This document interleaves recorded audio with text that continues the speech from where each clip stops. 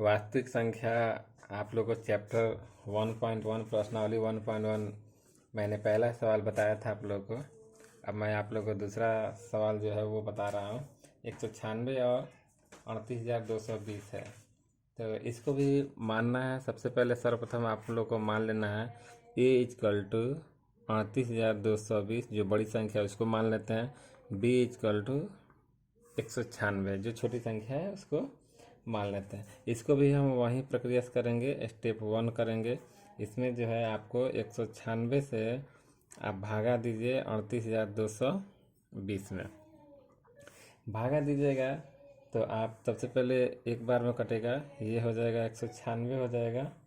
ऐसा से 12 में 6 गया 6, ये हो गया 17 में से 9 हो गया 8, 2 में से गया 1, ऊपर से एक अंक और उतरेगा 18, 2 हो जाएगा 1862 हो जाएगा।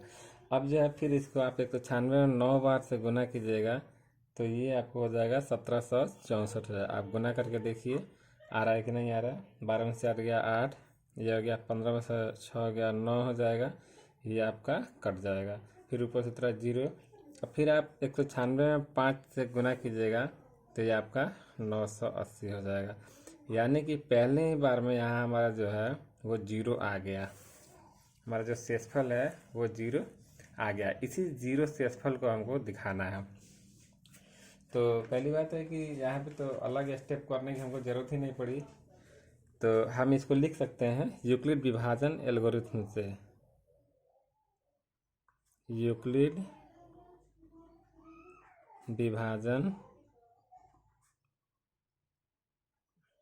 एल्गोरिथम से तो आपको यहाँ पे सबसे बड़ी जो संख्या थी 38,220, ये जो है ये 196 गुने 195 गुने प्लस होता है, यहाँ पे सॉरी प्लस होता है प्लस 0।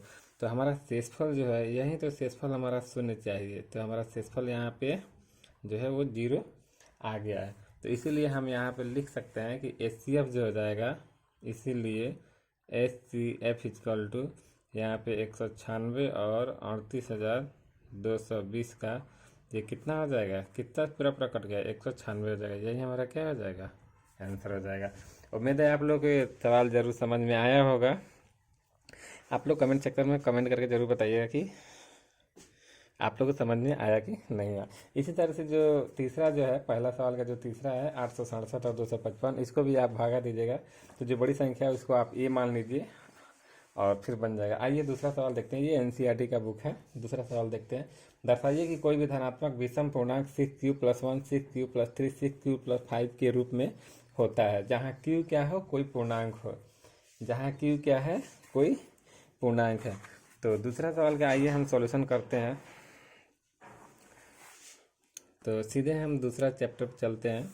दूसरा जो सवाल है वो है कि दर्शाइए कि कोई भी धनात्मक विषम पूर्णांक 6q+1 या 6q+3 या 6q+5 के रूप में होता है जहाँ q क्या है, कोई पूर्णांक है। तो सबसे पहली बात कि हम मान लेते हैं, मान लिया कि a कोई विषम, a क्या है, कोई धनात्मक विषम पूर्णांक है, धनात्मक विषम पूर्णांक है। आप लोगों को पता ही है कि विषम क्या बोलते हैं इसको, प्राकृतिक संख्या किसे कहते हैं, पूर्ण संख्या किसे कहते हैं, पूर्णांक किसे कहते हैं। उम्मीद है कि आप लोगों को सब समझ में आ गया होगा। यहाँ पे b है वो 6 मान लेते हैं, क्योंकि सवाल में दिया हुआ है 6q+1 6q+3 है। तो सबसे पहली बात कि यूक्लिड विभाजन प्रमेयिका लिखेंगे। यूक्लिड विभाजन प्रमेयिका, यूक्लिड विभाजन प्रमेयिका या एल्गोरिथम आप लिख लीजिए, जो अच्छा है वो आप लिखिए। तो a इजकल टू जो होता है वो BQ+R होता है, जहाँ R जो होता है वो 0 से बड़ा या बराबर होता है, लेकिन b से क्या होता है, छोटा होता है। तो यही तो है, ये तो हमारा यूक्लिड विभाजन एल्गोरिथम है वो है। और सवाल दिया हुआ है वो 6u+R है, यहाँ भी 0 से क्या होगा, R छोटा होगा लेकिन b से 0 से बड़ा होगा लेकिन b से क्या होगा, छोटा होगा। तो स्वाभाविक है जब r b से छोटा होगा तो b इजकल टू मेरा कितना है, 6 है। b इजकल टू कितना है, 6 है। तो स्वाभाविक है जो r होगा, रिमाइंडर होगा वो 0 1 2 3 4 5 यहीं तक होगा, यहीं तक होगा ना। आप भी देखिए, देख करके बताइए कि कहाँ तक होगा।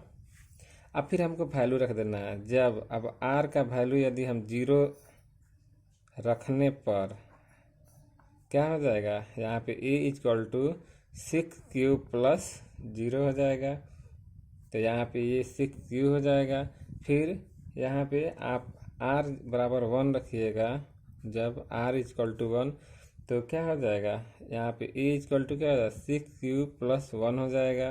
फिर r इक्वल टू 2 रखिएगा तो a इक्वल टू क्या हो जाएगा, 6 क्यू प्लस 2 हो जाएगा। r बराबर जब यहाँ पे 3 रखिएगा, यहाँ पे 2 रखे हैं, तो a इक्वल टू क्या हो जाएगा, 6 क्यू प्लस 3। यानी कहने का मतलब है कि ये हमारा सीक्वेंस मिलते जा रहा है, एक सीक्वेंस मिल रहा है। a equal to 6 Q plus 4 होगा। फिर r इक्वल टू यदि 5 रखिएगा, जब r इक्वल टू 5 रखिएगा तो क्या हो जाएगा, यहाँ पे a equal to 6 Q plus 5।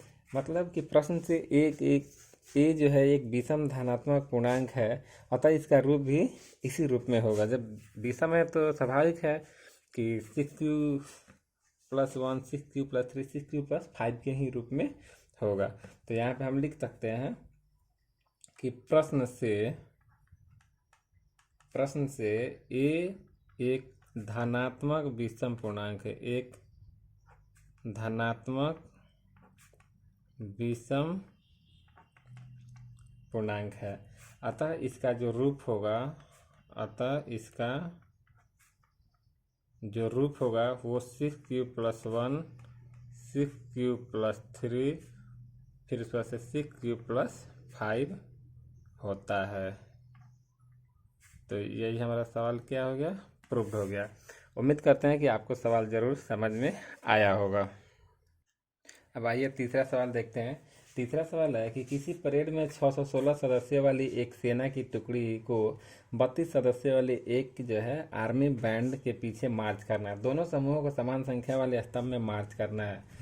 तो उन स्तंभों की अधिकतम संख्या कितनी होगी जितना में वे मार्च कर सके। कहने का मतलब है कि 616 सदस्य वाली एक पूरी टोटल सेना है और उसमें 32 सेना वाली जो है ना, वो बैंड जो एक होता है ना, आवाज़ बैंड होता है, आर्मी बैंड जो बजा करके चलते हैं आगे, उनके पीछे पीछे मार्च करना है। तो वहीं कह रहे हैं कि कितना स्तंभ होगा, मतलब कितनी लाइनें होगी। तो स्वाभाविक है, आप सबसे पहले लिख लीजिए इस सेना की पहली टुकड़ी में सदस्यों की संख्या। तो यहाँ पे तीसरा सवाल है, इसका हम सॉल्यूशन लिख रहे हैं। तीसरा सवाल का सॉल्यूशन तो लिखेंगे, सेना की पहली टुकड़ी में सदस्यों की संख्या कितनी है, टुकड़ी में सेना की संख्या लिख लीजिए, सेना की संख्या 616 है। दूसरी जो टुकड़ी होगी, सेना की दूसरी टुकड़ी में सेना की संख्या कितनी हो जाएगी, ये हो जाएगी 32। तो फिर वही सवाल है, वही तरीका है। ए इक्वल टू बड़ी संख्या उसको मान लीजिए, बी इक्वल टू क्या मानेंगे, 32 मान लेंगे। फिर अब छोटी संख्या से बड़ी संख्या में भाग दीजिए आप, तो 32 से आप 616 में भाग दीजिए। तो आप 32 एकम 32 हो जाएगा, 32 दूना 64 ज़्यादा हो जाएगा। तो 11 में से 2 गया 9, ये हो गया 5 में से 3 गया 2, ये हो गया 6। फिर 9 बार में आप इसको ठीक कीजिएगा तो यहाँ पे ये हो जाएगा 288 हो जाएगा। फिर 16 में से 8 गया 8, ये कट जाएगा। तो यहाँ पे शेषफल जो है वो हमारा 0 आया है, यानी कि शेषफल हमारा अभी भी शेषफल 8 आया है, शेषफल हमारा 0 नहीं आया। तो यहाँ हम लिखेंगे, हम क्या लिखेंगे कि यूक्लिड विभाजन एल्गोरिथम से, यूक्लिड विभाजन एल्गोरिथम से। तो स्वाभाविक है 616 जो है वो कितना है, 32 गुने 19 प्लस 8। तो शेषफल जो है हमारा वो 0 नहीं आया है। तो यहाँ लिखेंगे शेषफल इक्वल टू कितना है, 8 जो है बराबर 0 नहीं है।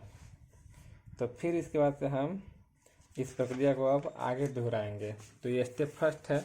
जब स्टेप सेकंड करेंगे तो फिर 8 को हम जो है वो भाजक बना देंगे और 32 जो होगा उसको हम भाज्य बना देते, फिर 8 चौके कितना हो जाएगा, 32 हो जाएगा। तो यहाँ से भी शून्य आ गया।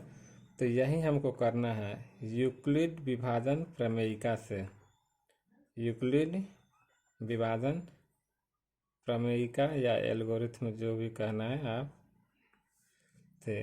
तो यहाँ पे 32 इक्वल टू कितना हो गया, 8 गुने 4 प्लस 0। यही तो शेषफल हमको चाहिए, शेषफल कितना हो गया, 0 हो गया, बस यहीं पे हो गया। तो इसीलिए अब हम निकाल सकते हैं H C F equal to कितना, 616 और 32 का ये कितना हो जाएगा, 8 हो जाएगा। यानी कि अधिकतम स्तंभों की संख्या कितनी होगी, इसलिए स्तंभों की